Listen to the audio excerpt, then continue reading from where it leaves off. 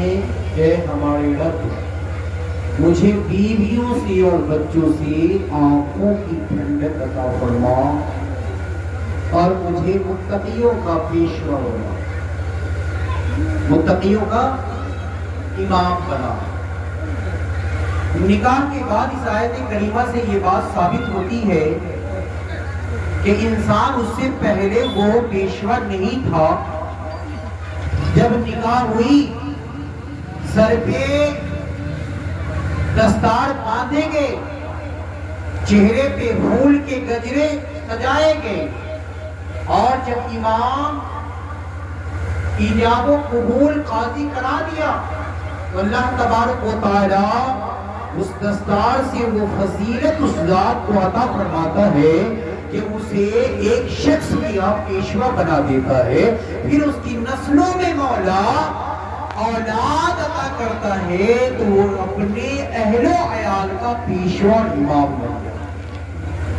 نکاح سے پہلے یہ ذمہ داریاں نہیں تھی، نکاح سے پہلے یہ عہدہ نہیں ملا تھا، نکاح سے پہلے وہ اپنے باپ کی اقتدا میں تھا، اس کا کفیل کوئی اور تھا، اس کا ذمہ دار کوئی اور تھا۔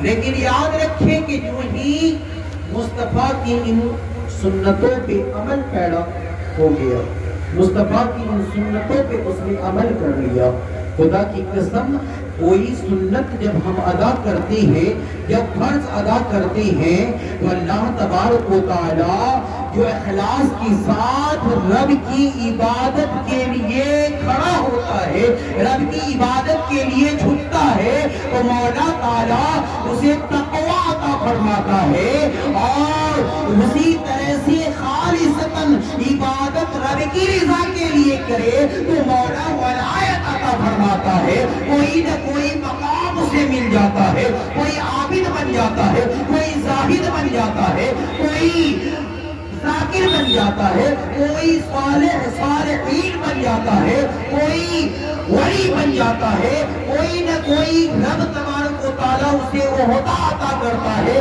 لیکن یہ جو سنت ہم ادا کرتے ہیں، اس سنت پہ جو عمل کر رہے ہیں، یہ سنت ایسی ویسی نہیں ہے، یہ سنت ایسی ویسی سنت نہیں ہے کہ اگر ہم ان سنتوں کو ترک کر دیں تو پھر ان سنتوں کے مانند ہماری گرفت نہیں ہوگی، ان سنتوں کے مانند جو ہم نماز میں ادا کرتے ہیں، جو ہم لباس میں ادا کرتے ہیں، جب ہم غسل میں ادا کرتے ہیں، جو ہم وضو میں ادا کرتے ہیں، جو ہم چلتے پھرتے ادا کرتے ہیں، جو ہم اخلاق میں ادا کرتے ہیں، جو ہم اپنے کردار سے ادا کرتے ہیں، اپنے فطرت اور اپنی سوچ سے ادا کرتے ہیں، اپنی تعلیمات سے ادا کرتے ہیں، ان سنتوں کی طرح نہیں ہے۔ ارے یہ وہ سنت ہے جس کو ترک کر دے، آپ فرماتے مجھ میں سے ہے ہی نہیں، یا فرمایا مجھ میں سے نہیں ہے۔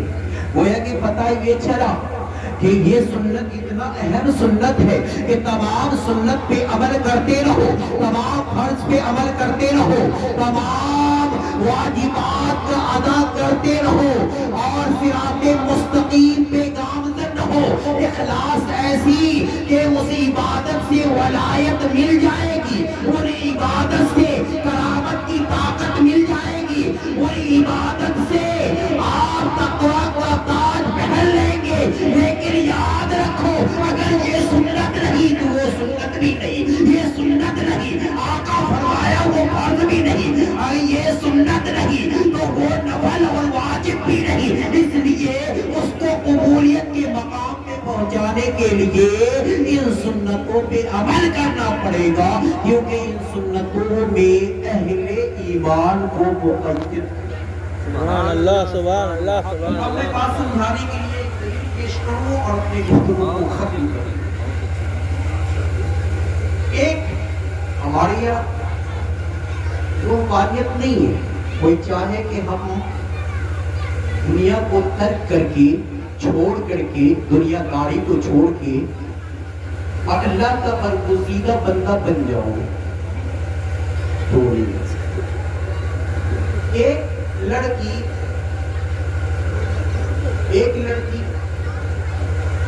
جب وہ بالغ ہو جائے تو کتنے دن تک نماز پڑھ سکتی ہے؟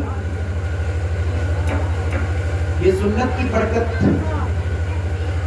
وہ ایک مہینہ مسلسل نماز نہیں پڑھ سکتی, ایک مہینہ مسلسل وہ روزہ نہیں رکھ سکتی, ایک مہینہ مسلسل وہ ذکر نہیں کر سکتی, ایک مہینہ مسلسل وہ مصلی پہ نہیں کھڑی رکھ سکتی ہے, کیونکہ مہینے میں چند ایام مانے اسلام جو نیکیوں سے روک دیتے ہیں.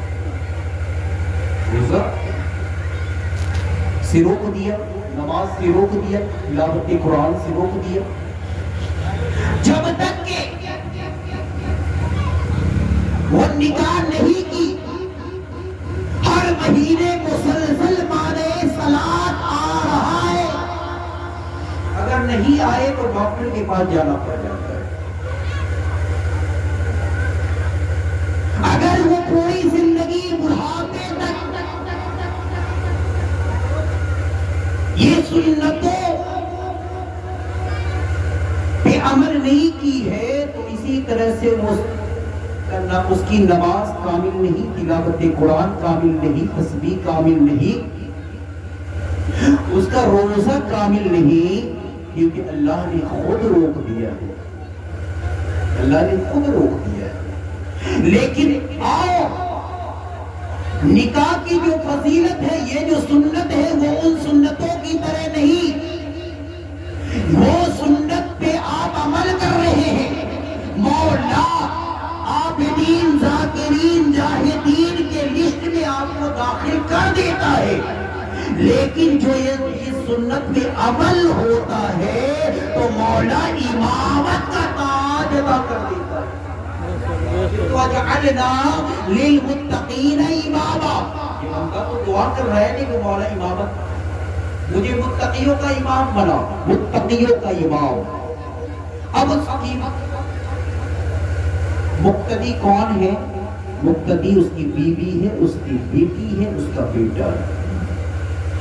جو ہی اس عظیم سنت پہ عمل ہوا اور شوہر کی آغوش محبت میں اپنے محبوبیت کا اس نے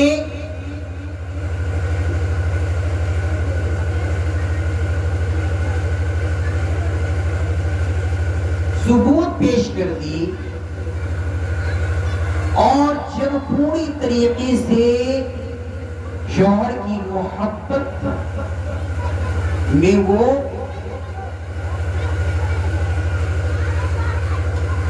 داخل ہو گئی اور پہلی ساتھ میں حاملہ ہوئی,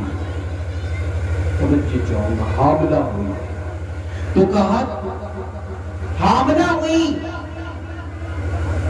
تو اب جو پورے مہینے نماز کامل نہیں پڑھتی تھی وہ 9 مہینہ تک وہ نماز پڑھ سکتی.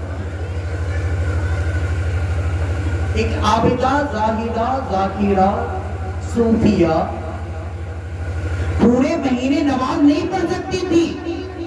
سنت کی برکت یہ کہ یہ کوئی چھوٹی سنت پہ عمل نہیں, بلکہ وہ سنت جسے مصطفیٰ اپنا بنا لے اس سنت پہ عمل کی ہے.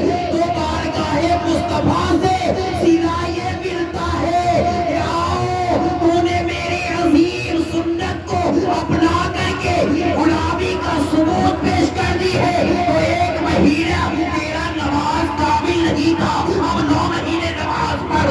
یہ 9 مہینے نماز کی برکت یہ ہوتی ہے کہ بچہ پیدا ہونے والے کے قدم کے نیچے, ماں پیدا ہونے والے بچوں کے لیے ماں کے قدم کے نیچے جنت عطا فرما دیتا ہے اور باپ جنت کا دروازہ بن جاتا ہے. سبحان اللہ, سبحان اللہ, سبحان اللہ. سمجھ میں آئی؟ اچھا, جنت کہاں ملے گی؟ امام صاحب قبلہ تشریف فرما ہے, ہر جمعہ میں تقریر کرتے ہیں کہ آؤ نماز پڑھو, نماز پڑھنے سے جنت ملتی ہے, روزہ رکھنے سے جنت ملتی ہے, صدقہ کرنے سے جنت ملتی ہے, اخلاق حسنہ پیش کرنے سے جنت ملتی ہے. آؤ جنت لو, مسجد میں آؤ جنت لو, جنت لو. یہ ساری نیک عمل جنت کے لیے, جنت کے لیے, جہنم سے بچنے کے لیے, ملت کے نوجوانوں، یہ عظیم عبادت ہے نکاح، یہ عظیم عبادتوں کے تقدس کو کبھی ڈی جے سے پامال نہ کرو، کیونکہ ہمارے لیے جو سنت اگر مسواک کرنا بھی سنت ہے اور یہ اسلامی لباس حضور کے فرمان کے مطابق پہننا بھی سنت ہے، تو ان سنتوں کو حقیر نہ سمجھو، بلکہ ان سنتوں پہ عمل کرنے والا اگر قیامت میں رب کے محبوب کو ان سنتوں سے اگر قبول فرما لے تو خدا کی قسم اسی سنت جسے ہم چھوٹا یا حقیر سمجھتے ہیں یہی ہمارے لیے بخشش کا سامان بن جائے۔ سبحان اللہ سبحان اللہ سبحان اللہ۔ آتے رہیے، مقرروں کے پاس ٹائم نہیں ہے، 15 منٹ کا وقت دیا گیا ہے، اسی میں آپ لوگ آتے رہے۔ تو اللہ تبارک و تعالی ان سنتوں کی برکت سے، ان عبادتوں کے عمل سے اس بچے کے لیے ماں کے قدموں کے نیچے جنت اور باپ کی جنت کا دروازہ۔ اللہ تبارک و تعالی سب کو